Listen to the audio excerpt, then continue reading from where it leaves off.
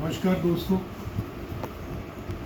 क्या आपको पता है कि GNM, BSc nursing and even MSc nursing in Canada is not equivalent to Indian counter parts.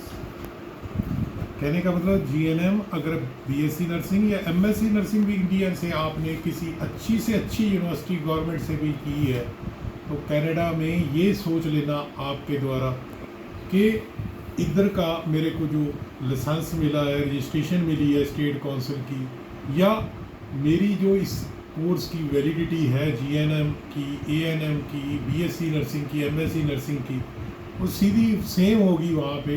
तो ये भूल जाइए आज की डेट में। जब भी एनएनएएस करता है एवेल्युएशन, जो कि अमेरिका में बेस्ड है, तो नेचुरली उसने ये कहना ही कहना है इंडियन नर्सिंग क्वालिफिकेशन को कि वो उसमें ये स्किल गैप्स हैं।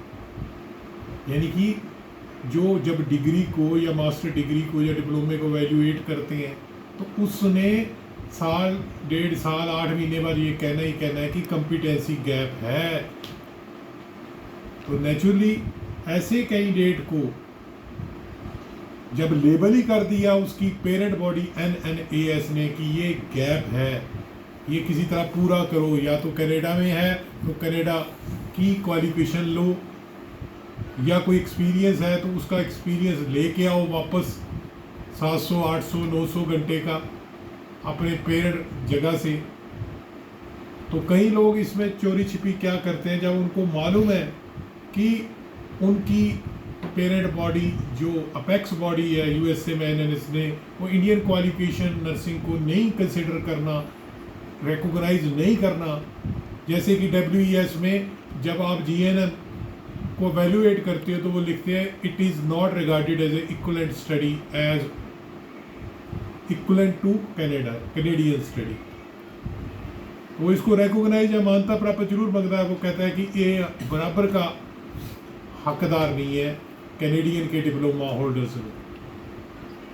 तो लोग क्या करते हैं कि वो किसी और कंट्री में जाके एनक्लेक्स दे के और अपने एनक्लेक्स के स्कोर को ट्रांसफ़र करा लेते हैं। तो नेचुरली सीएनओ जो ओंटारियो की प्रोविंस की रेगुलेटरी बॉडी है नर्सिंग की, उसको भी ये चीज़ मालूम है। और आने वाले टाइम में 10 या 20 दिन में ये लॉ बन जाएगा। अभी प्रपोज्ड है कि जीएनएम वाला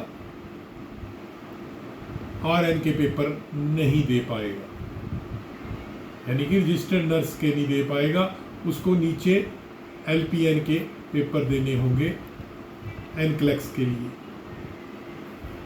कि क्यों ऐसा किया जा रहा है, क्यों वो लूज़ हुआ 20, 21, 22 में? तो सीएनओ लूज इसलिए हुआ, वो अंग्रेज़ों द्वारा ही चलाई हुई संस्था है, इंडियंस नहीं है उसमें। इंटरनेशनल हर मल्टीकल्चर वाला नहीं है। तो उसने देखा कि हमें डिमांड है तो सप्लाई के लिए वो चोर रास्ते भी खोल देते हैं। और आज की डेट में कनाडा में ट्रक ड्राइवरों जैसा हाल हो गया है नर्सों का भी। वही ट्रक ड्राइवर जिसकी डिमांड बहुत ज़्यादा थी, सप्लाई कम थी, तो हर बंदा ट्रक ड्राइवर बन जाता था। आज ट्रक ड्राइवर बेचारे को $4 भी मिलने मुश्किल हो गए हैं, बेरोजगार हो गए हैं कनाडा में, क्योंकि डिमांड जितनी थी उससे ज़्यादा सप्लायर मिल गई, सारे ट्रक ड्राइवर बन गए। और इंडिया में हर स्टेट में इतना बूम आ गया, केरला, गुजरात और पंजाब, हरियाणा में और दिल्ली में, कि नर्सिंग कर लो, नर्स लड़की से विवाह कर लो। उनको ये नहीं मालूम कि वहाँ पे ऑलरेडी सरप्लस नर्सेज पहुँच चुकी हैं, और आने वाले 1-2 महीने में आपके सामने हो जाएगा कि नर्सों को भी काम नहीं मिलेगा और मिल भी नहीं रहा। तो नेचुरली जब भी मार्केट को स्टडी करो तो ग्राउंड ड्यूटी कीजिए।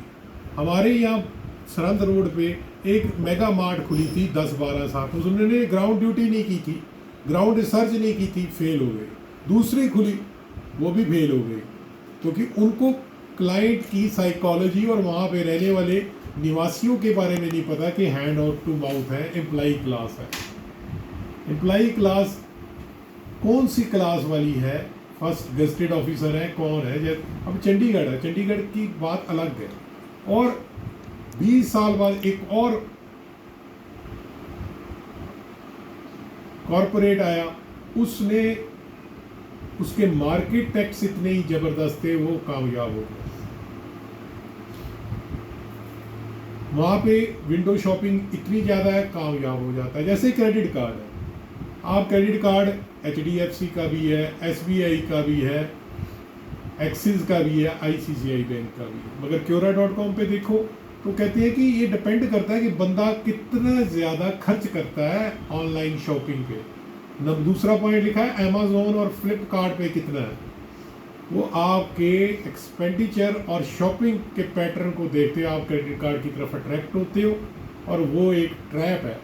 पहले आप सोचते हो कि यार 40 दिन से कम तो मैं वापस कर ही दूंगा, धीरे धीरे आपको याद रहना बंद हो जाता है और आप फिर 3.5 या कहीं जगह पे तो क्योरा पे लिखा है 18.5% के चक्कर में भी पड़ जाओगे, इतना इंटरेस्ट खा जाते हो। तो बेसिकली मुफ्त में इस दुनिया में कुछ नहीं मिलता, कुछ नहीं मिलता, कुछ भी नहीं मिलता। तो हर बंदा मार्केटिंग करेगा, 4 पैसे उन्होंने भी कमाने हैं, वो आपको दे देंगे और अकेले आप ही खाते रहोगे। तो ये सारी चीज़ें इकोनॉमिक्स जब तक आप समझोगे नहीं माइक्रो या मैक्रो लेवल पे, आप कामयाब नहीं होगे।